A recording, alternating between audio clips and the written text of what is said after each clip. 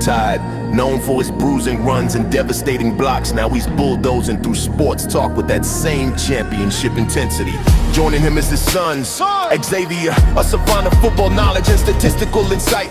He's your go-to source for the latest recruiting news and insider updates from across the Bama Nation. And Simeon, the thinker and contemplator, bringing you insight and knowledge that is logical, thoughtful, and on point. Together, they deliver fair and balanced analysis from an insider's perspective with real conversations where the callers, the listeners, and the online maniacs get in on the action by sharing their thoughts, their comment, and their reaction. Join our online maniacs at facebook.com/The Martin Houston Show. You're listening to Tide 100.9 and 1230 WTBC.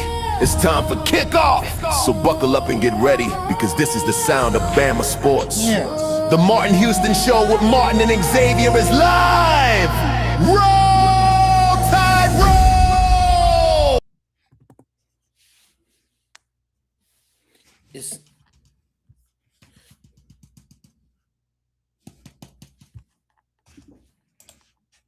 Oh man, I just started continued the fumbles that we've had all day long with the Crimson Tide. I literally just played the Martin Houston Show versus I don't think we're live on Facebook. Huh?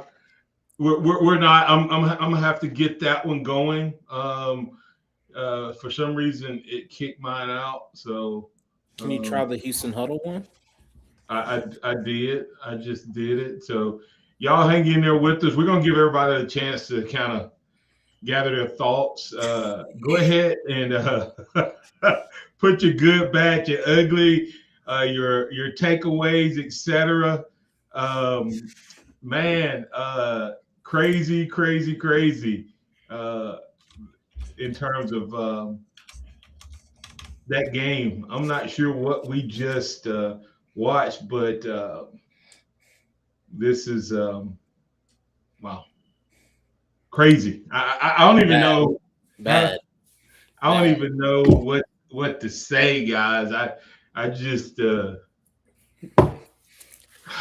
I said we would either be having a celebration or a therapy session. I just didn't. This might be on a intervention. Like, therapy might not be enough. There has to be some action steps on this one. I mean, 38-3. It wasn't that close. Yeah, I mean, that was as dominant a performance as I think I've ever seen. Like, Xavier, you ain't said anything. You ain't said anything. You right now? Xavier hadn't said anything. I'll say this. It's a good thing it's January 1st, and it's also a good thing I'm a good, godly Christian man, because if I wasn't, that was. And Simeon, I really don't know if there is anything to say. It was the same issues that we face down the stretch with what potentially versus what is, as of right now, the best team in the country. It could get Oregon could get there, get back next week, or Miami or Georgia or Ole Miss could beat them for the national championship game. But right now, I can't argue that Indiana is the best football team in college football, and it's not. And here's the thing: I don't think it's close. I think Indiana. I mean, not Miami. Ooh, Miami. Miami might have Miami versus Indiana in the championship game. So you writing Georgia? That might. Honestly, it doesn't matter. I think, truthfully, I agree with Xavier. No, I don't care. I don't think it matters. Guys, I'm not ready to go there. Yeah, and Indiana's really good. Indiana's really good. I'll go there. You're not ready to go where? That Indiana is clearly that much better than everybody else. Guys, Alabama is bad. Was anemic. Alabama made Indiana I mean, I know at the end. Go back and look at when Austin came in. The game was almost over, but they were still playing. Look how different Austin looked in that pocket. Ty made our offensive line look like they weren't blocking. And then you pull Wilkin Formby and put Roberts in, and we get in 0 sacks with our starting offensive line in the game. You pull in, and I get it. You realize that the game was over. Jaden Roberts is a senior, but at that moment, our offensive line looked 10 times worse. And I'm sorry, Caden Proctor is not who everybody keeps saying he is. and I have said it time and time again. I have thought about it, given him some reprieve. If you're an NFL team and you draft Caden Proctor in the first round to be your cornerstone left tackle, you deserve to be fired. All right, let's slow down and kind of. I know we're going to be talking about it tomorrow on the Martin Houston show. But for those who don't know, this is a Houston Huddle. Martin Houston, that's Xavier Houston, that's Simeon Houston. Three voices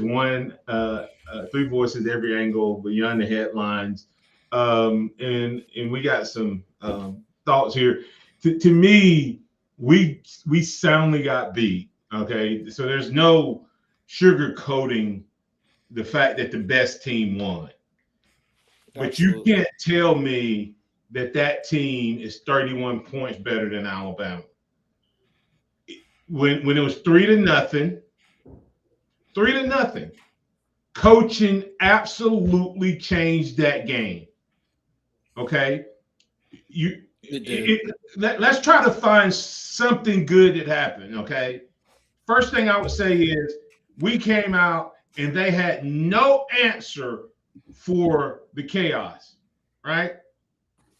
For the way we played that first drive. Then the next drive, we had them at the inside the 5, and we went back to zone. And ESPN kept saying he's 6 for 6 on blitzes. No, he wasn't. He was sacked like 4 or 5 times on blitzes. Right? When he got the ball off, he cooked us. But you see what I'm saying? It was like we just didn't know. And then when we had that, you had the Wildcat. You had the Wildcat. And you called it. What? That we would run that we instead and my wife has heard me say this 1,001 times. We have a 240 plus pound running back, and we don't run him. I don't care if they stop it. You don't give him the opportunity to fall forward for that wasn't even 3 feet. And like I was making notes as we were going, and I knew it was going to be bad. Once again, I don't know if it's the running back coach or the offensive coordinator, but they don't know who to have in the game at the right time. Okay? Okay, we come out with Daniel Hill in the game, and we come out, we're going to pass first. Okay? But we run Daniel one time, and Daniel gets 5 yards. Or close to 6, all right? Then we don't run him again. Then the next series we come out with Riley, and we run the first 2 times up the middle with the speed guy. Then the next 2 times we ran, Daniel Hill was on 2nd and 10. And we ran it right up the middle. Then we finally run him again on first down. His first 2 carries on first down was 5-yard gain and a 6-yard gain. But they don't. I'm like, I don't know if it's the quarterback. I mean, the running backs don't know who's in the game. I mean, the running back coach don't know who in the game, or Grubb don't know who in the game. But something was always off, and that was just And then it was bad. Now the only thing I said I'm gonna try to we gotta try to find at least something good. Did our boy get his legs back for next year? The I think only so. good thing that can come out of this game is Ryan Williams Yeah. going into the offseason could have a little bit of confidence. Yeah. And yeah. I mean the way, but but this is the frustrating part, and this has been part of the problem all year. It's either being get Jeremy and Ryan involved, and completely ignore Isaiah and Lottie, or you get Lottie and Isaiah involved, and you completely ignore Ryan. Yeah. Heavy hitters. Go ahead. Lester Brooks had the biggest game of his career. Yes, 14 games in, biggest game of his career. And you don't target him? You didn't throw him a pass. How? Heavy hitter answered it, Xavier. Said it all season. Grubb has no feel for the game. Zero. At all. And let's keep on Ryan Grubb, because this is ridiculous, and I'm going to prove it in a way. Kenneth Walker, the starting running back for the Seattle Seahawks last year, in 12 games had 573 rushing yards and averaged 3.7 yards a carry. This year, in 16 games, so he has played more, but his average has gone up almost a yard, and he's just shy of 1,000 yards. Zach Charbonnet, in 17 games last year, had 569 yards and 8 touchdowns. This year, he has 656 yards and 11 touchdowns. Oh, it gets better. Jackson Smith and Jigba, who I liken Ryan's skill set to very similarly. He had 100 catches last year, but only for 1130 and 6 touchdowns in 17 games. This year, 113 catches in 16 games for 1,700 yards and 10 touchdowns. I don't know what the juice was with Washington, but I've seen Ryan Grubb in 2 other stops, and it's been extremely disappointing. What was the juice was you had Michael Penix and 3 first-round receivers, and Jeremy Bernard was your 4th guy. Yeah. That's what the juice was. And you had two first-round offensive linemen that played like they were first-round offensive linemen. Not hype, played like first-round offensive linemen, and a second-round offensive lineman. And Broker. And their tight end. Oh, Josh Cuevas was their backup tight end. And didn't their offensive line win the Joe Moore Award? Yep. Was it that year? Yeah. Well. Yep. So and you were playing against. You weren't playing against as good of teams, in my opinion. No. Okay. Here's the Pac-12. Here's the thing that I have to, and we're gonna get to some of the maniac comments, but I want to get your thoughts, and we can break this down even more tomorrow. We're not gonna stay on here too long. I just had to get some stuff off of me, man. I needed this. Let this sit overnight. It'll be bad.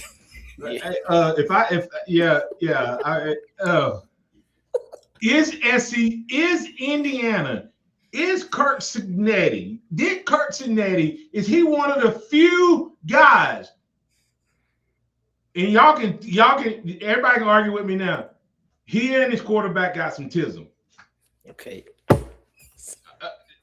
But because they do, they're perfectionists. You can't get them off their script. They are so locked in. I'm not sure Saban didn't have something now, but you watch him. That dude has taken Nick Saban's process in football style. That was Alabama in 2012, 2011, 2009. To a game. Yeah.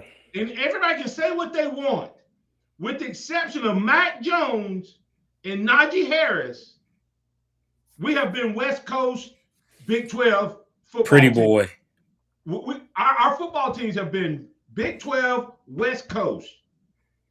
Period. We just have more talent than everybody else when we went to the Tua style of play. And we had can't a shake it. bigger, we had a bigger margin of error. Do what? And we just can't shake it. Right. But that team, that was a SEC. Now their linemen don't look that physical, but they play mean, they play nasty, and they get up to the linebackers. Their running backs hit the hole with attitude. Their quarterback is surgical. You can't make it's hard to make him wrong. He does RPO, you guess run, he throws pass. You guess pass. It was like he looked to the sideline and said, "Hey, they don't think I can run." So one drive, he just decided he'd be the dual threat quarterback. I mean, I'm telling you, that was an SEC style team. And that's why, and I have said, if anybody ever decides to play, I didn't respect Indiana, and I own up to that. But it's not just Indiana's players; it's their coaches' obsession with being obsession of being balanced with a run game, and everything they did, like, was execution at the highest level. Now, whether they can win it all, I don't know, because I still don't say this team has as much talent as a couple of the teams left. They don't. I don't think they do. But because of everything you just said, I don't know if you can beat them. I don't care who you are. I don't know if for 4 quarters you can beat that team because of everything you just said, because of the way he coaches, the way that team, that defense, they're not SEC big, not yet. But good night, they play fast like SEC defenses. Yeah. They're aggressive like SEC defenses. They're just not physically as imposing as SEC defenses. Let's talk about a couple things. Let's just talk about coaching staff, and we can get into this even more tomorrow. Corey Lewis said, "What do you think about this coaching staff going forward? Players will hit the portal." Dwight Jones says, "Piss poor coaching." Let me see what else we had. Jason Rutler says, "Unfortunately, this is who Kevin DeBoer's staff is. This will be our standard going forward unless he makes some changes to his staff." Tim Coggin said, "Is Jeremy Pruitt on his way to Tuscaloosa? Please, and bring in the O-line coach with you." There may be some other coaches thing, but go ahead and comment on that, and I'll see if there's any other coaching comments. I mean, Grubbs has shown you who he has been all season. And if Coach DeBoer is okay with this type of offense, type of play calling, then I think it is the new standard for Alabama. I mean, and Kane Womack, he got out coached. I mean, he just got out coached, and I'm not gonna say he's a bad coach because he had been our calling card. Well. Our defense, he's done what our defense, yeah, is good. Our defense was the worst performance of by our defense since Florida State. Yeah, I will take everything in between Florida State and today. Yeah. Even because once again, our offense once again put our defense in bad situations. That game easily could have been 3-3 at halftime at worst. Right. But at worst, if not Alabama potentially having a lead. But the idiotic play call of the jet sweep on 4th and half a yard when call the fake, because if you watch it, if he had Fake it. that whole defense did this, and Daniel Hill would have been. You know why they did it? He would have had 40, Let, 50 yards. let that sink in. They knew that our offensive coordinator would not call a wildcat straight ahead run with a 240-pounder. They didn't even honor Daniel Hill in the wildcat because they've seen how Grubb operates. Here's a question for you. Yep. Heavy Hitters said, I question our coaching staff now since seeing Mac. What did you see? What did they see from last year's spring practice to fall camp to say that Mac is a prototypical QB for this system? Austin Mack. Go ahead. I'll let you. Austin Mack. There's a reason why DeBoer brought him from Washington. I'll put it there first. There's a reason why Austin Mack came from Washington to Alabama. 2, Ty at one point looked like the Heisman Trophy winner. Looked like the number 1 quarterback in the 2026 NFL draft. I think he got hurt, and once he got hurt, he got scared. Even when he got somewhat healthy at a point, he saw ghost. He saw ghost all day today. You're talking about Ty. Austin, but my point is Austin Mack. I think Ty looked like the guy. Austin Mack, I believe, was the guy. We talked about it the other day. I said Austin Mack was the guy that DeBoer wanted. DeBoer and Grubb wanted. Keelan Mack is the first guy that they wanted here. So it's going to be interesting to see what happens tomorrow. Okay. All right. Let me ask the question again. What did they see from last year's spring practice to fall camp to say that Mac, you just talked about Ty, Mac is the prototypical QB for this system? Heavy Hitter is questioning Mac's performance.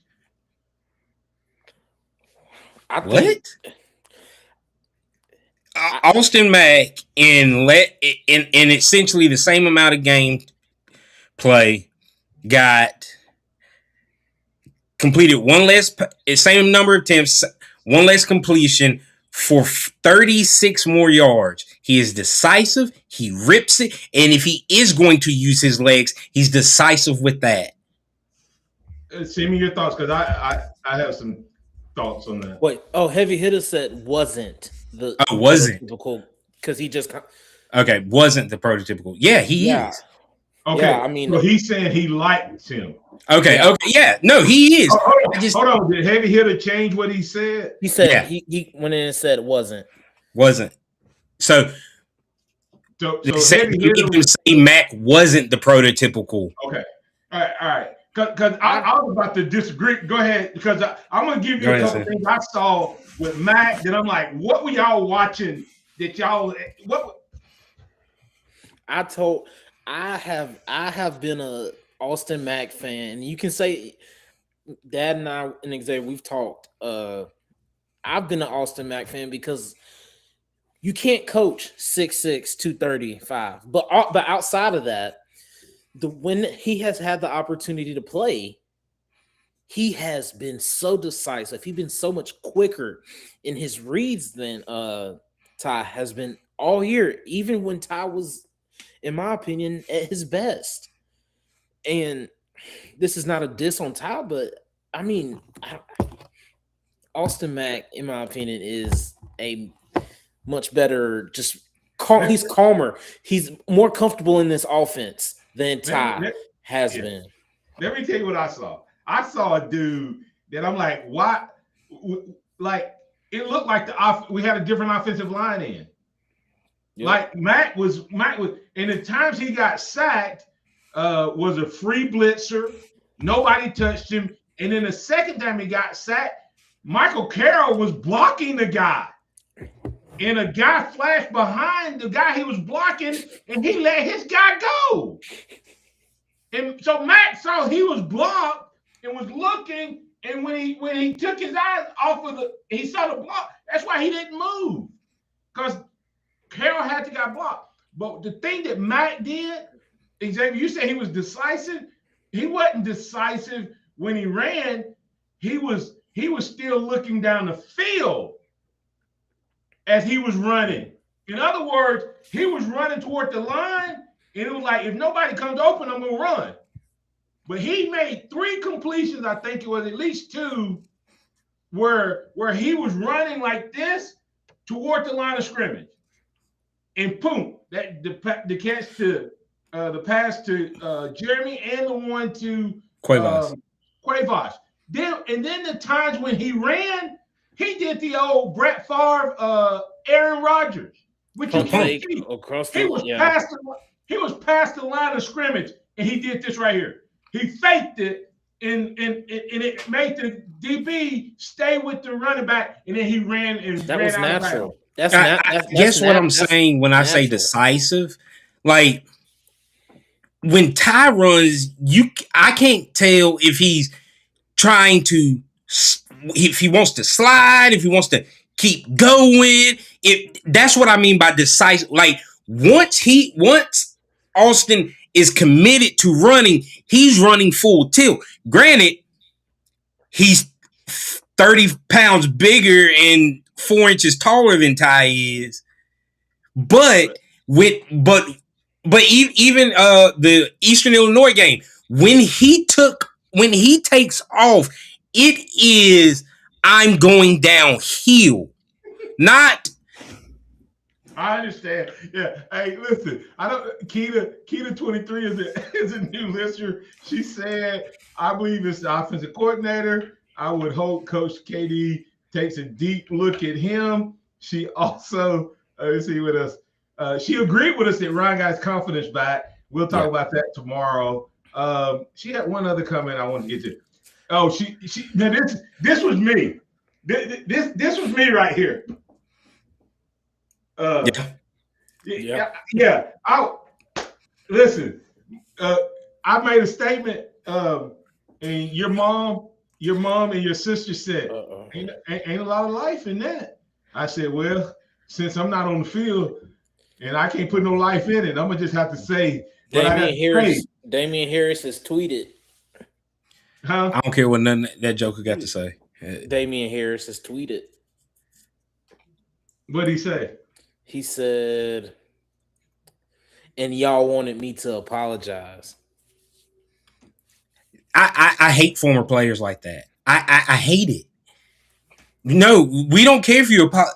You said Alabama didn't deserve to be there at all, and we showed up round 1. We got beat today. But your statement was we shouldn't have been there at all, Damian. That was his first tweet since. You know what? I'm not gonna say that. I'm not gonna say that. That was his first tweet since December 7th. So yeah. Hey guys, when we're gonna a couple things we're gonna hit on tomorrow. Has the Big Ten supplanted the SEC? Just make sure we hit that tomorrow. Is this 92 team is Indiana the 92 team? That's what Big Ben said. Indiana is a 92 team, bro, not Miami.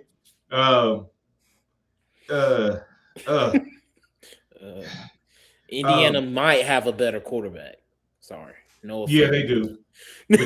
No offense to Jay Barker. Indiana they don't have a better defense. They don't have a better fullback. So you know.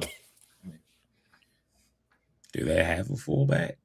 No. So exactly. Right. So I can't be wrong. They can argue. They can make an argument on the defense. There's zero argument on whether they have a better fullback. Do y'all think Ty needs to come back or transfer? Oh, okay. All right. Let's take this question, and we'll take one more question after this. And get out. This is, and you know what?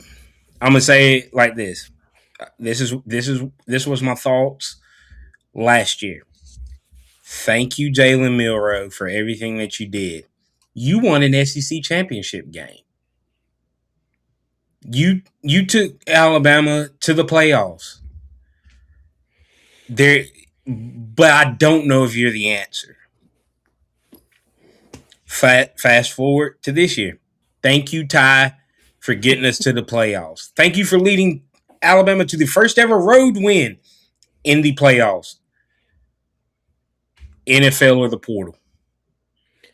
Yeah, I don't think Ty will transfer, but I I I don't think that if the mock draft still has him as the number 3 quarterback, and he got hurt this game, so they'll probably.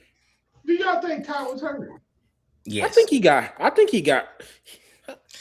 The fact he got where he got hit, causing him to fumble. Well, he makes me think something happened.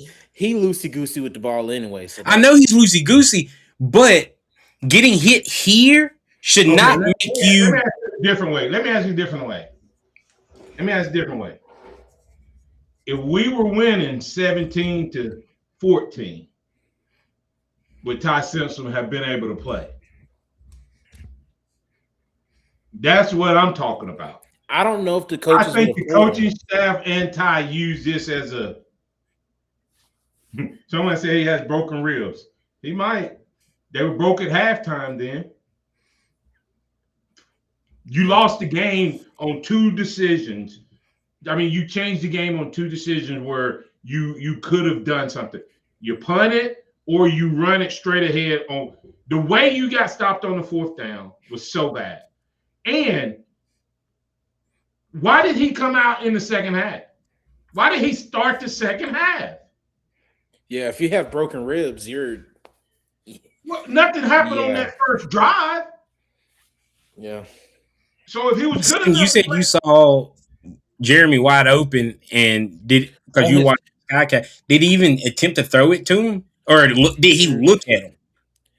It almost looked like he looked at him, but I feel like I've watched multiple Skycast games of Alabama, and it looks like Ty is looking in the direction of wide open wide receivers, and he doesn't throw it to him. If it's man coverage, he is not going to throw it. I mean, he had him on a corner. I mean, it was a corner route wide open. The same one where Mendoza threw it to Cooper like 3 times. That exact same play. I mean, same route. Almost same route. I pray that Ty Simpson is healthy. I pray that Ty Simpson that he gets a great grade from the NFL. And I pray that he doesn't come back to Alabama. I'm sorry. I pray that he goes to the NFL, not that he doesn't come back to Alabama. Because here's something we can also talk about tomorrow. What did I say we're going to talk about? Whether the Big Ten is past the SEC. Mm-hmm. You know what else? We're going to have to talk about I like DeBoer. I still like DeBoer. I hadn't jumped off the DeBoer wagon. 11-4 is an improvement. And it's just bad the way we started and ended the season. But does DeBoer have the fortitude to make the changes he needs to make? That's a bigger question that went. Because I already know of a couple things. I mean, at least one thing I've heard for sure, and we'll talk about that on tomorrow. But just as a yes or no, do you all think that he does? And is that without what do you think if you had to pick one thing that has to change? If only one change happens. What's the one thing that has to happen? Offensive coordinator. Let me ask it a different way. If there's one change that they don't make, are we going to be dealing with the exact same thing next year? Yes. Yeah. And what is that change? That's the question, right? Yeah. Ryan Grubb. I don't even have to think about it. Play calling. Yeah. So the question becomes if we change offensive line coach, we're already going to get a new wide receiver coach. The tight end coach is good. I mean, he seems to be bringing those guys along. And and the running back coach.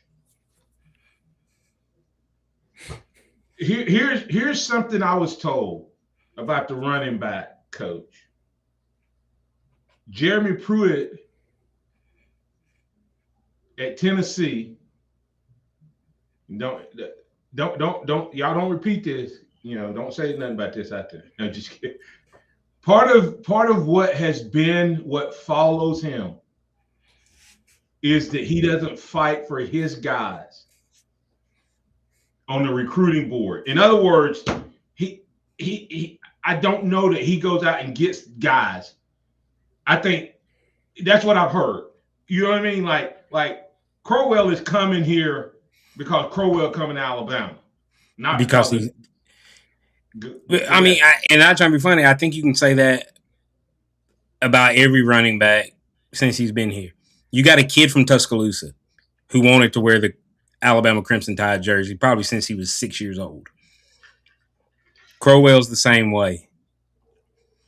And you got two Mississippi guys. That's all I'm going to say. The other two running backs that have come have been neighbors.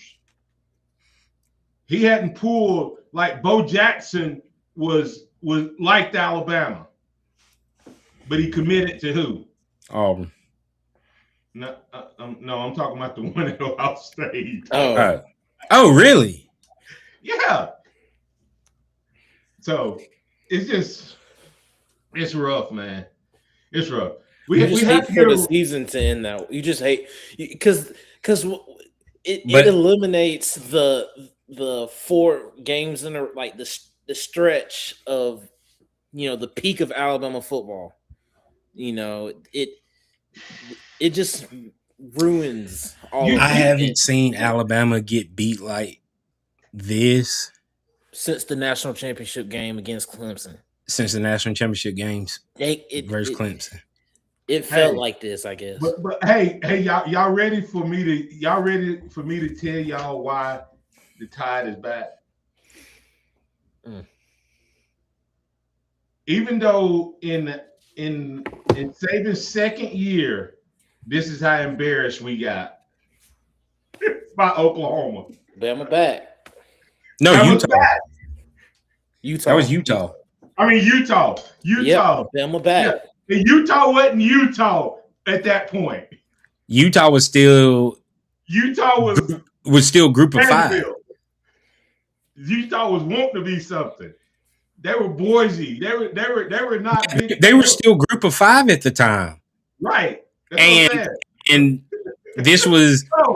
And Kyle Whittingham was in his third year, I think. So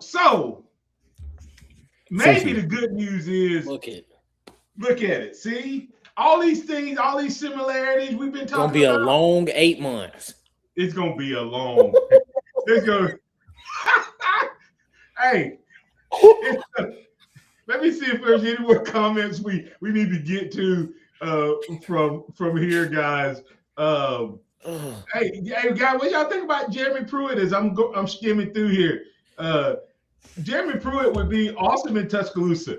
Cause y'all know, I forgot to make my point about the SEC. Indiana being an SEC school. I forgot Ty about Simpson that. did sustain a fractured rib. That's what I saw someone say that I hadn't.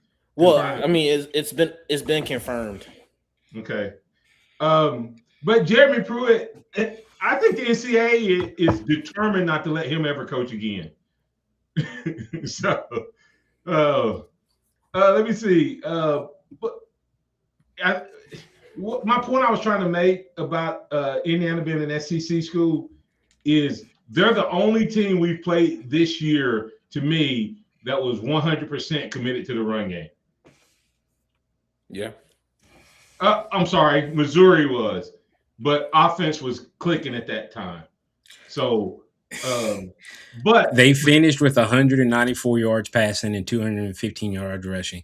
If that doesn't sound like an early Saban stat line, I don't know what does. At one point, they had the exact same number of rushing yards and pass yards. 154, 154.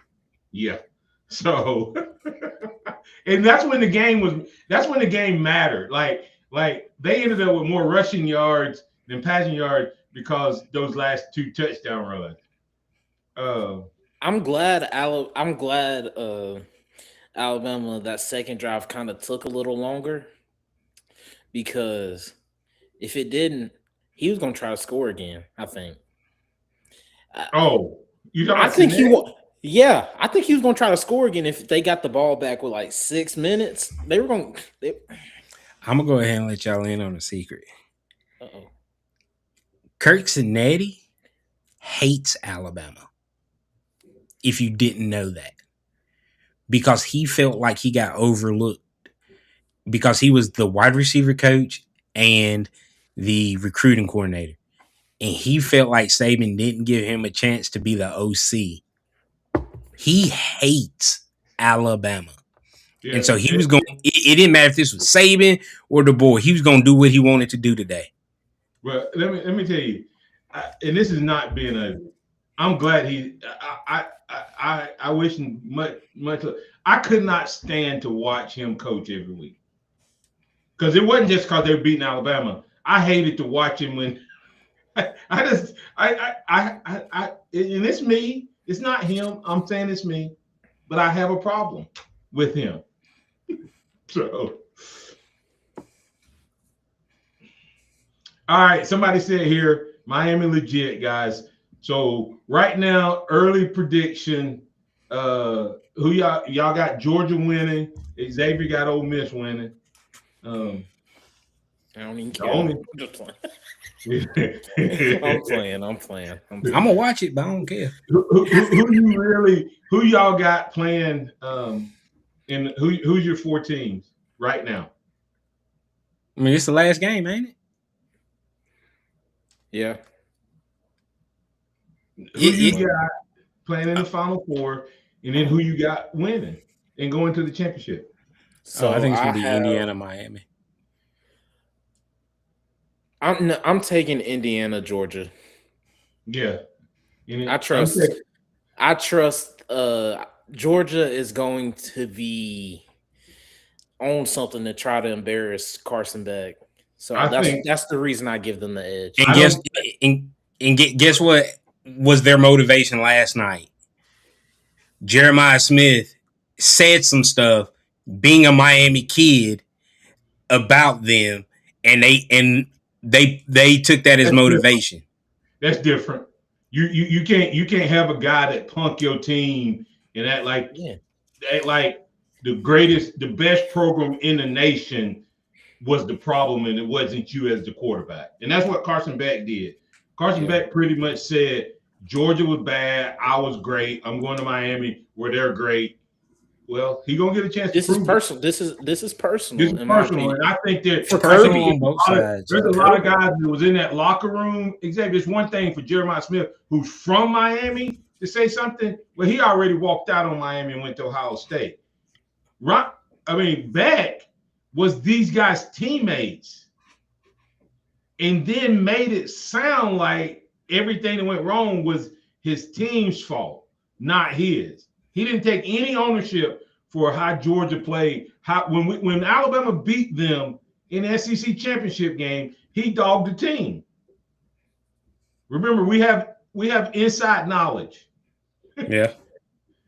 and then he came back and got hurt, and then the way he handled like his injury and all of that stuff. I mean, the way he handled the team, not his injury, the way he handled the team after his injury was bad. So I just think that there's a difference. I got Indiana and Georgia. I think Georgia gets another one. Yeah, I think I'm going to rock with. I think I'm going to rock with Georgia. Don't get me wrong. If Georgia wins tonight, I want Georgia to win it all. But I just don't know. Who he said TK? Who is TK? Tim Keenan, maybe. Fruit salad, yummy. Who's TK? And it's gonna be probably something simple, but I thought Xavier Brown played bad today. Mm-hmm. He looked dead. Slow. He looked dead, yeah. Yeah, Omar. I don't that get wasn't even close.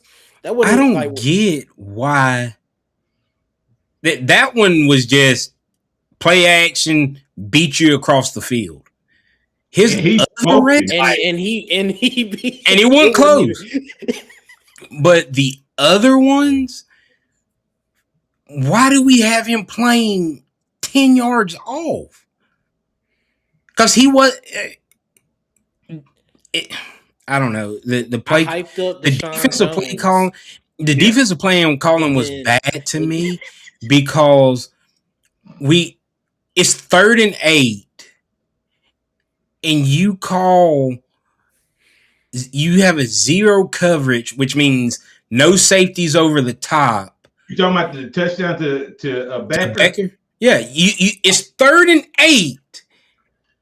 Cover 0 means there's no safeties over the top, so no help, and then you shade outside, which means you line up on the outside of the wide receiver. They gave him the middle of the field. Becker ran the smoothest post I've ever seen. He never even had to take a. The only reason he bent the post was because where he threw the ball. He literally just ran off. That was a bad ball. It was a bad ball. He used all 6'4" of him to catch that. But if you're going to go 0 coverage, you always play inside. Yeah. That's why Red Morgan beat him out all year. I mean that proves because I hyped him up. I sent a little tweet out saying good PBU about Jones. The next play, he don't do me like that. Next play, I was like, Jason Rutledge said it looks like they didn't watch any tape. And you know why I got mad at the end when it seemed like we had a little juice? Is because our defense was so beat down at that point. They were ran. Well, if Red Morgan makes that tackle on 3rd down, when that tight end just shook him off, that could have changed a little. It was so many. It was so many. I mean, it was 24-3, but still. But once again, if you go back to just the decision making, and we talk about the Wildcat, but let's actually talk about how we got to that play. We came out lined up in the Wildcat. They called timeout. And then we come out and punt with Ty as an up back. Like that was like out coaching yourself. Then you have to burn a timeout. And then you come back in the Wildcat and it don't even fool them. Them boys, their whole defense did this. When Jeremy started come out in the Wildcat, we came out in the exact same formation. Like, do you understand that you could come out in a formation and shift to Wildcat? Like if you bring Ty out and Ty's at quarterback, you could have shifted like Ty to wide receiver. You see what I'm saying? But we came right back out in the same play that they saw it on film, our formation. Then we went to a commercial break and came out. Went to a commercial break and then came out with that punt thing. Then went to another timeout. And then came back with what they had prepared for during their first timeout. Let that sink in. Yeah. Good night. This is fire Ryan Grubb. Uh-oh. The for the man to be fired. That man got a family.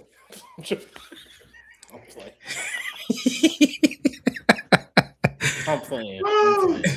Hey, he didn't want to be here to begin with. The only reason he's here is because he got fired from his last job. If we gonna keep it a buck, let's keep it a buck. Ryan Grubb does not want to be in Tuscaloosa, Alabama. The only reason he's here is because he got fired from Seattle, and Mike McDonald has come out and said, "Oh, I got rid of him." Yeah. But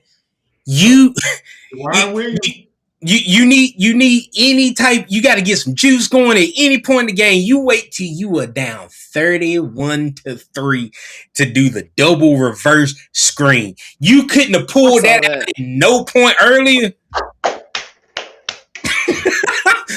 When it was 3-0, 10-0, 17-0, 24-0, 24-3 with Mac.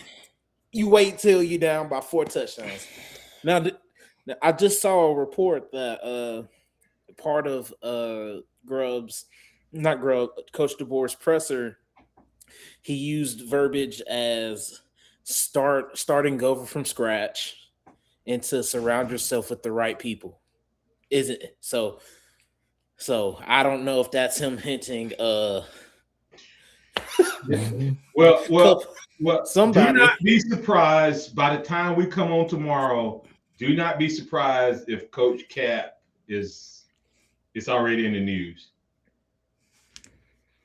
Part of the reason, I'm a hot take, and we're gonna get ready to go. Part of the reason Grubb came out of the booth potentially was not about the quarterback, but was about the O-line. Was seeing what they were being told and coached, and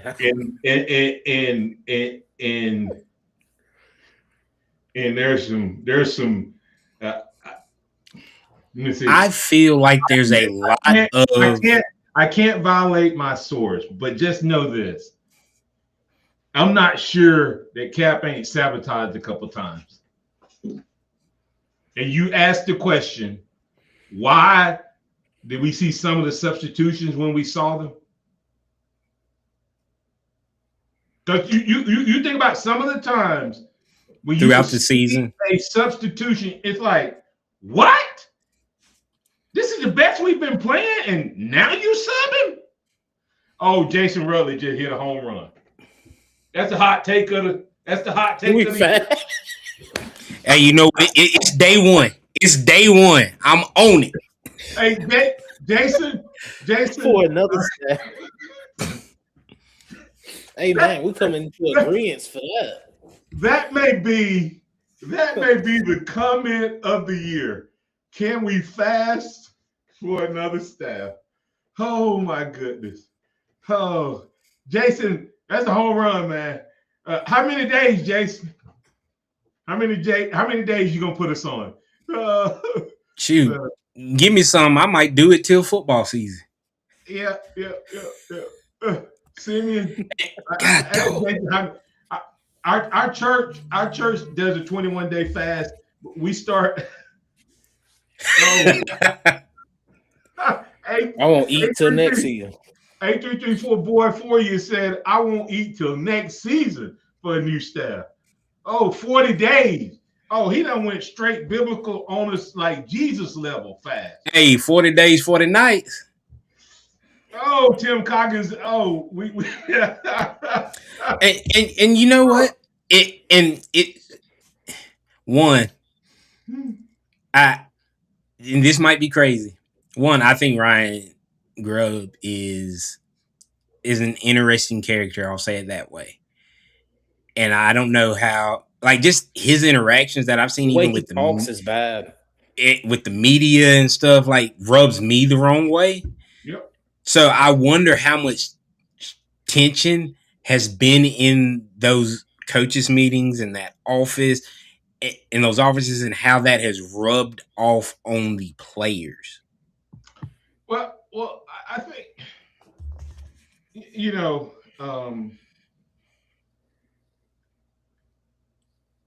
on a scale to between 1 and 10, what's the chances that Grubb leaves on his own? I hope it's 10. And goes where? I don't care. Oh, I think 8334. Uh-oh. I'm not sure what that means, y'all. I know what it means, and I agree. No, I'm not gonna put that one up there. I'm not sure what that one means. I think I do. No. A334 boy for you. I'm 55, man. I don't know what's an emoji. No, just kidding. but on a scale of 1 to 10, what do you guys say? Simeon, I think West Coast. I think put it like this: there's some coaches that are gonna want. I think they're gonna be like it was. He can sell that it's not him.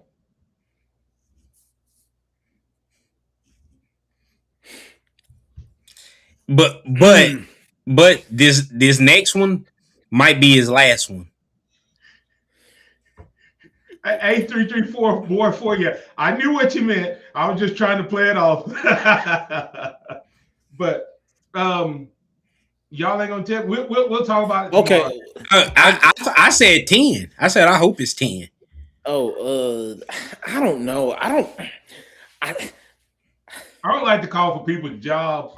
I would love for, but I don't think Coach DeBoer is going to fire him. I would not be hurt if he decided to look elsewhere. Oh, zero hurt in my heart. Do we try to hire Nick Sheridan back? Because I think Sheridan with this team would have been a lot better. I do too. In my opinion, but I don't know who you even go to get. And I'm gonna keep it a bean. If a guy doesn't want to be here, he shouldn't be here. Hey, here's something to think about. Don't forget who we just hired. Derek Nix. Former offensive coordinator. Yeah. And running back, wide receiver coach. He's coached both of those. So yeah, I will help him pack. Yeah. Me too. Where's Allen at? I hope Allen call in tomorrow. I need to get him. Well, guys, before we get ready to get out of here and welcome people back to our 6 a.m. show in the morning, to the Martin Houston show at 6 a.m. I got several topics that I haven't brought up. Like I said, I will not be surprised if we're looking at a couple coaching changes even mentioned by tomorrow, at least one. I would not be surprised by that. I guess that let me see. Hollywood the Barber said we'll be good next season. Them Saban players will be gone, and DeBoer will have his players. Well, I think the offensive line has to have massive improvement, but I think the offensive coordinator helps. Every problem we had, I think, is helped by having a system. Like I said, Indiana is obsessed with their system. Like Herb Street and Fowler both said, everybody was saying how they're going to get pass rush without their top defensive pass rusher. And I think it was Herb Street that said, you get pressure with your system. They just plug in another guy. And that's what Alabama doesn't have. They don't have an offensive system. They don't. I mean, what is it? Well, and it's part of that is his two quarterbacks that he inherited are so diametrically opposed skill set wise. It's not even funny. Yeah. I mean, because you got one was long ball and legs. The other one is intermediate and cerebral. I probably if you could have morphed Jalen Milroe and Ty Simpson into the same person, you're talking about a without a shadow of a doubt Heisman Trophy winning #1 overall pick quarterback. I just don't understand how you go through a whole season after telling us it was really close and you never make a change until the last minute. Really close in what? The quarterback race. And I think it was. Yeah. That's the crazy part. I think it was. and how you never adjusted that at all this season. So because and here's the thing, and it's so funny because they're physically just so different, but Austin and Keelan, when the two games that we really got to see them, you saw something different. yeah, Even play calling was different. He called plays different for Austin. for Austin. yeah. It was more on the edge. It was spread out a little more. It just Because Ty won't throw those. Seemed like he liked him a little better, or just could think decision making. Ty won't throw those. Right. Yeah. He won't. So, but A334 boy for you. Just FYI, remember the lineman that left was a Nick Saban coach guy, not the boy that went to Ohio State. And here's the thing. But still, if there's one guy that has never been the problem, it's not this coaching staff though. We've had. I tried to say it earlier. This Bama team has been trending down. Even though we won, you have to understand the last national title we won was 2020. Yeah. Okay. And he was still in high school. We won that with a bunch of guys who typically would have left and went in the draft. We had a quarterback that was in here would have been a transfer. Huh? And in this era, our quarterback that was the starter that year would have been a transfer. Right. So we had a fourth-year quarterback, fourth-year running back, fourth-year wide receiver. Hold on. With the guys you're naming, all could have went to the draft except for Matt. I was just going to point out Matt was a fourth-year guy, so he was older. But Matt was what? Cerebral. Matt was Matt was a coach on the field. Matt, if you read a book about Saban, y'all, Matt used to piss Saban off when he was running scout team. They said Saban would get so mad at him that he would like, hey, cut it out. And Mac said, well, you tell your guys to stop me. Mac had that swagger. We ain't have that in this fourth-year quarterback. That's number one. Number two is Leatherwood and Devontae and Dickerson and all these guys were they were like old guys. Like Deontay Brown, like Evan Neal was a sophomore on that team. Yo, and then you flip it to the defensive side. You had PS2 Patrick Surtain. You had Dylan Moses back, who, if he hadn't gotten hurt, would have been an NFL linebacker the year before. You had Barmore on that defensive line. You had who was the safety? Oh, I'm drawing a blank on his name. But the defense had a bunch of older guys. And then you look at the young guys on that defense, it was Brian Branch, Malachi Moore, guys like that. Right. That you saw and go, oh, yeah, that dude's going to be in the NFL a couple years. But since that time, we've had the same conversation, whether Saban was on the sideline or the board. Let's be real. We didn't have these kind of beat downs that like we started the year and ended the year with, but we've been frustrated since 2021. Brian Robinson was the last workhorse running back we had, but we've complained about our offensive line. We've complained about our defense. We've complained. We were just so much more talented than everybody. Think about Bill Anderson Jr. was a freshman. Jalen got us to the championship. Here's a question for you: if this system was in place, does Jalen Milroe get us to the Final Four? No. I don't think that team. You see what I'm saying? So that Saban's last team was at the Final Four because of where they finished. I don't think they would have made a run through this playoff. Well, Alabama, we would have played today. We would have played today, against whoever, and maybe we would have had a bye in the first round. We would have played today, and maybe. But my point behind it is the things that we're complaining about aren't new. It's just that because we knew the other guy could get it done. Okay, we knew the other guy could get it done. We knew the other guy would get rid of the coaches that he needed to get rid of. Yeah. We wouldn't, if this was Saban and Saban's staff, we wouldn't be sitting up here going, I wonder if. No, we would know. We know that person would be looking for another job. And let's also be honest. By the way, he would have called and got them hired already.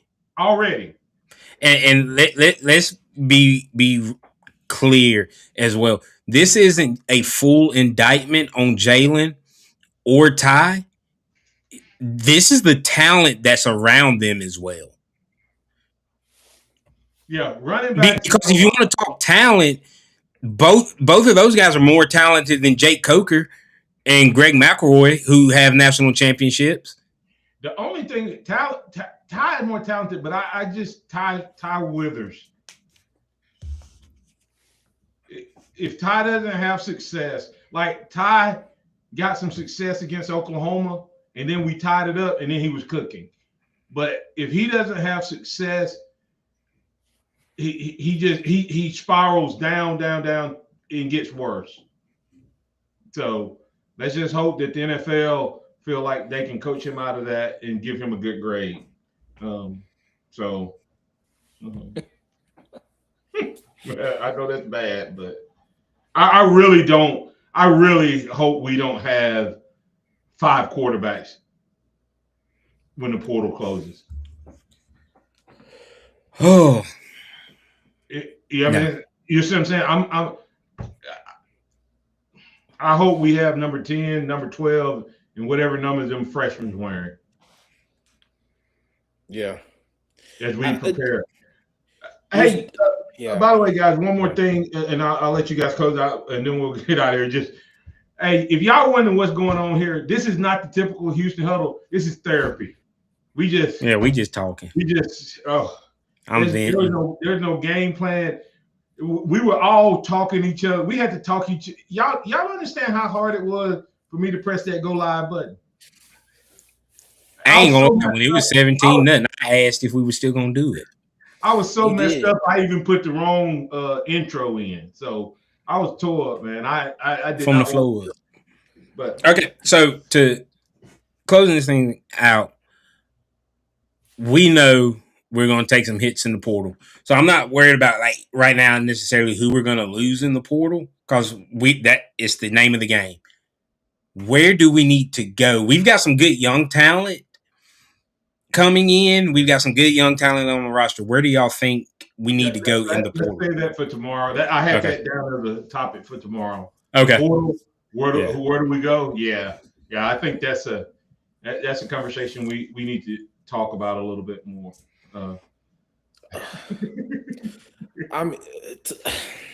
Jason, it was hard for me. I'm gonna keep it a bug. It was hard for me.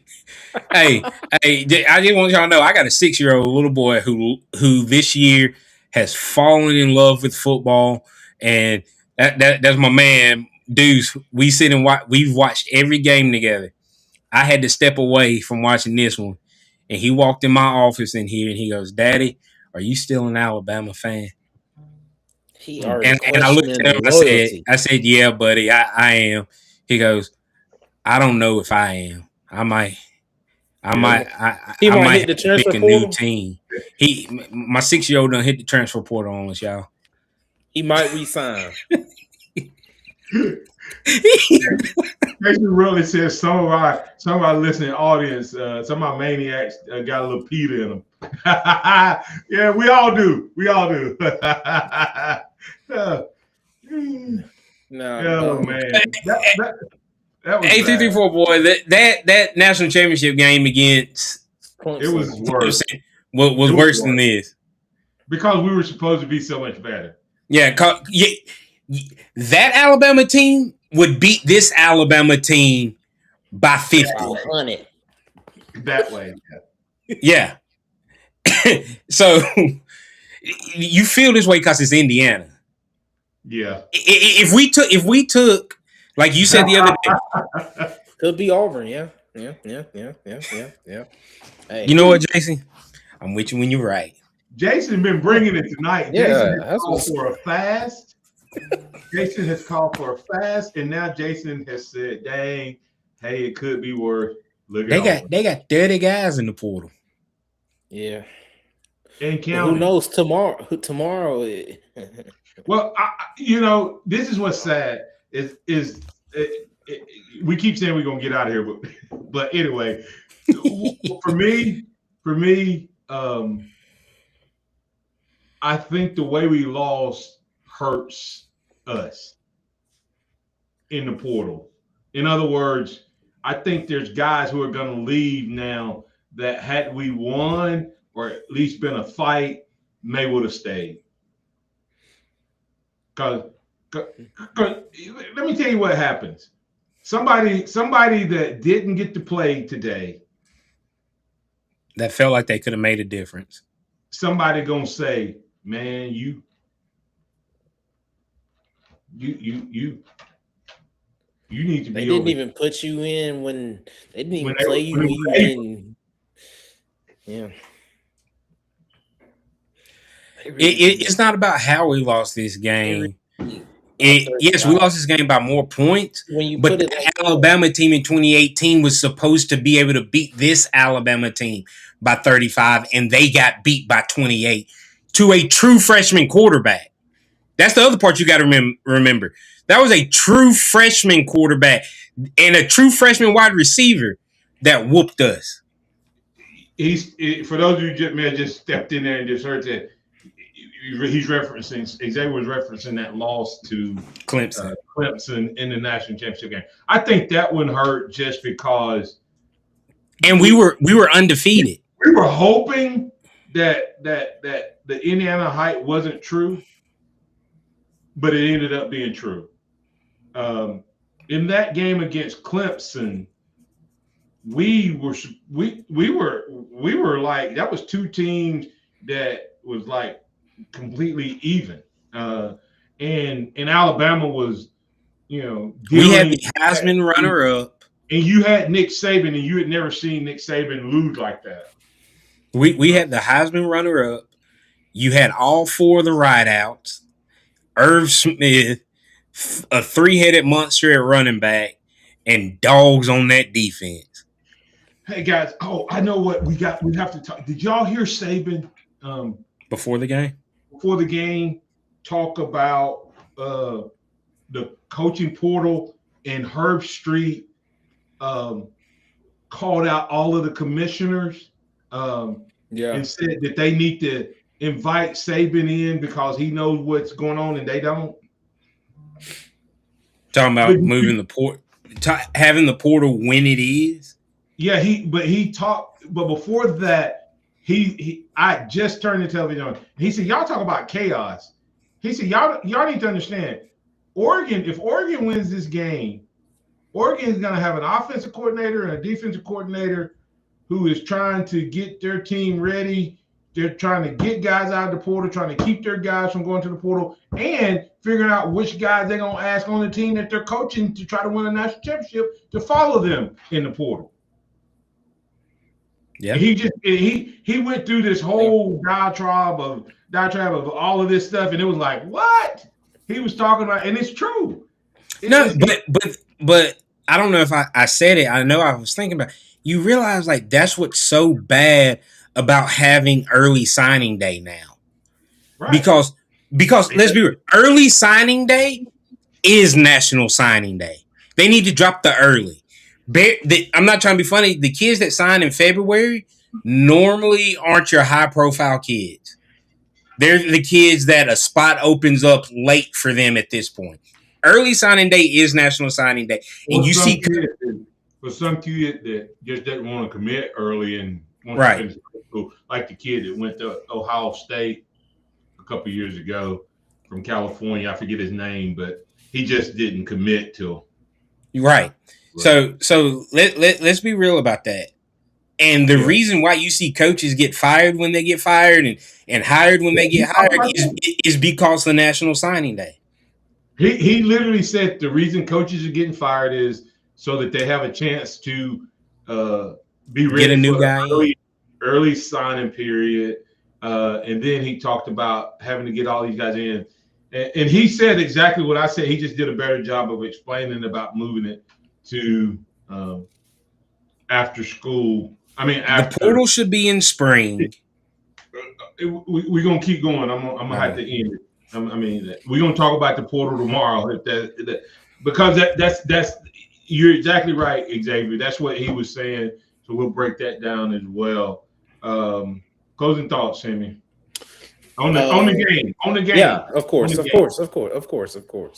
No, it's unfortunate to end the season this way, but overall proud of this team.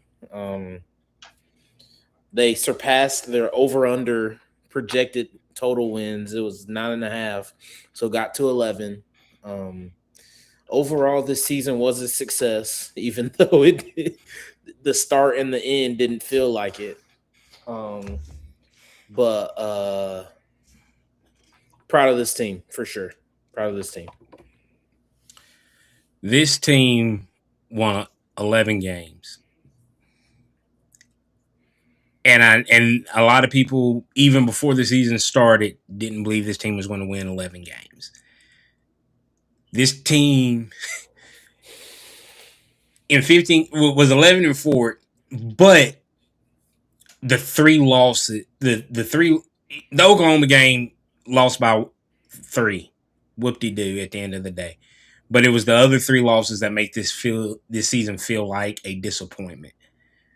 Because you got your butts whooped to start the year, end the year. And in the championship game. And in the SEC championship game.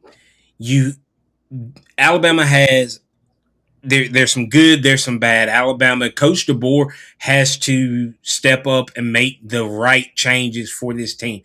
That means getting rid of people that you might be best friends with, that you might be close with. You got to cut ties sometime because I don't want anybody working for me that doesn't want to be there. And that's clear and obvious in my opinion. If you got some saboteurs on your staff, get rid of them. But I like the overall direction that this team is going in. Coach Saban was 12-0 and got embarrassed in the SEC championship game and then embarrassed again by Utah in the Sugar Bowl. We didn't get embarrassed in the SEC championship. Yeah, we did because 50-50. We lost. But we should have won. We should have won that game, and we end up losing it, and then we get embarrassed in the Sugar Bowl for sure. Yeah, absolutely. Yeah, and it's not much. It's not much of a difference, and it looks different. It feels different, but it's not that different. Where they're at their tenures at Alabama, give it time. This is why I have concern. Even though I think DeBoer can get us there. But let me tell you what my concern is. The highs have been equivalent to Saban's highs. In other words, we've beaten Georgia. We ran a 4-game stretch in the middle of the season that beat top SEC schools. So our highs are high. We come back and we make the comeback last week. The problem is he has got to figure out where we don't feel like we feel when we lose. Like when we lose, you can turn the TV off, truthfully. Like you can walk away. You can quit watching Alabama when we lose with DeBoer because it's decided.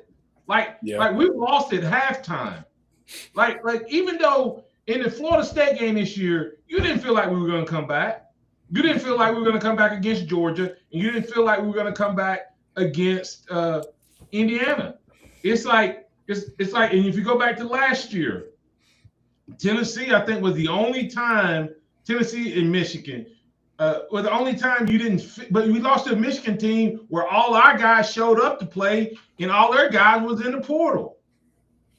I mean, opted out, and we still got beat. So that's what my concern is moving forward. 11-4 is an improvement. I'm excited in one breath, but concerned about how do we raise the floor for Alabama football, because there's zero reason for Crimson jersey and a team with that script A to look the way they look today. I don't care how good Indiana is. There is a problem when you get beat like that. Yeah. That you have to address. And the question that we're going to ask tomorrow, and I'm going to let you guys think on it, does DeBoer have the guts to make the changes, or will we be in the same boat winning 10, 11 games next year, but still feeling like Alabama's not back? Like Alabama is trending down. Because that's the way you feel right now. Even though Alabama was one game from playing in the Final Four, you don't feel that way. And feelings are fickle, and I get it. But this is the emotional fan talking, not the, the guy that's looking at the results of the wins, but looking at the results of the losses. That's my concern. And the ceiling still feels like it's there. It's just the floor is so bad. Yeah, it's like yeah, we have the potential, but I'm willing to say one more year, Coach. Let's see what you do when you get your guys in all the spots. You gonna get rid of them after next year? No, I'm saying I want this feeling to be gone after next year. I want the feeling to be. Do you like if we had ended last week, if that would have been a bowl game last week, I would be hyped going into this offseason. Yeah. Saban was talking about, I feel like Alabama got their mojo back. Everybody was saying, I feel like Alabama got their mojo back. They scored 34 straight points. Do you understand if you take away those 2.5 quarters? Do you realize how bad it's been since we were up 17-0? Against Auburn, yeah. Yeah, do you realize how bad? Do you realize how bad it's been if you take away those 2.5 quarters of football and look at what's happened since the end of the second quarter of the Auburn game, the Georgia game, the first quarter and a half, and then all four of these? It's bad.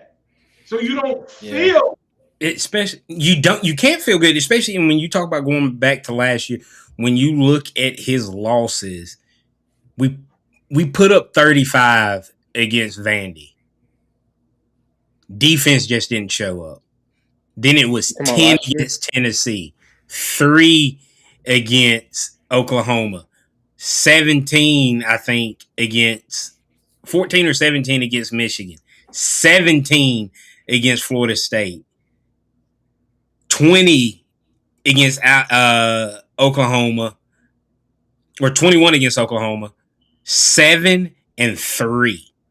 The most since his first loss in Alabama Crimson Tide, as the Alabama Crimson Tide head coach, we haven't scored more than 21 points when we've gotten beat. Right. So, which means our defense is showing up. Our offense. Not today. Not today. Not today. All right. Well, hey, thank you all so much for jumping on this instant replay with the Houston Huddle. I'm Martin Houston. That's Simeon Houston. That's Xavier Houston. We'll be back tomorrow bright and early, 6 a.m. Central Standard Time. We're going to talk about Big Ten versus SEC. We'll talk about the game again. We'll get thoughts there. We'll talk about DeBoer and whether he has the courage to do what needs to be done. We'll talk about the portal. Where do you go in the portal? We'll talk about the highs and lows. We'll talk about don't forget, the Houston Huddle is more than Alabama football. We'll be breaking down when we come back in our next show. We'll be talking about Nate Oates and this basketball. It's a shame that we now so hyped, can't wait to get to basketball season. But that's Big where hype. we are. That's where we're at, and I'm excited that Nate Oates at least gives us that little piece of joy. Yeah. And we'll cover the rest of the football season too. These next, Yeah, couple games. we'll talk about the bowl games. We'll talk about who we think. We're gonna jump in here and see what's going on with Georgia and Ole Miss. 3-0 Ole Miss. Yeah, and hey, with the way things going, for me, the logo on the helmet, I still have a hard time getting past it, but I'm gonna have to for next year because that time is gone. Yeah. The NIL and the transfer portal and the money has changed all of that. So, Yep. and I'm gonna have to adjust my analysis and my picks to accommodate that. And can Alabama boosters step up to the plate? Can they quit talking about Saban days and realize this is the reason Saban's not here, and we need to make a change to make sure that this team stays competitive? Yeah. All right. Well, appreciate you guys, and I'll see YouTube bright and early, and hopefully we'll see all of Maniacs that's online here that you'll join the Martin Houston show in the morning as well. And guys, I never got the reason we didn't have more engagement here was my page. Facebook has done whatever they're doing again, so we'll get it fixed. We apologize for that, but we appreciate you guys, all of you that hung in here with us for this therapy session. We'll continue our therapy session in the morning. Roll Tide.